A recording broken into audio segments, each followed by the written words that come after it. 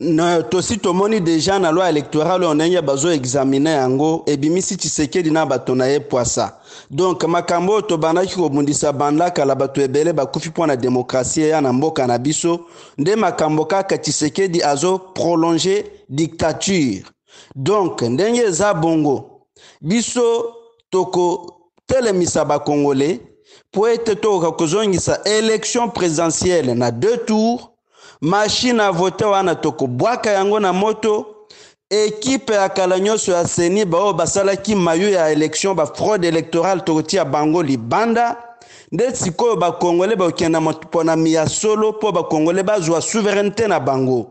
Et sali plus de 60 ans ba congolais ndeko edi na voix d'Amérique boyebi yango 60 ans ba congolais batikala kozwa pouvoir na bango te. Yango biso tosi tokani.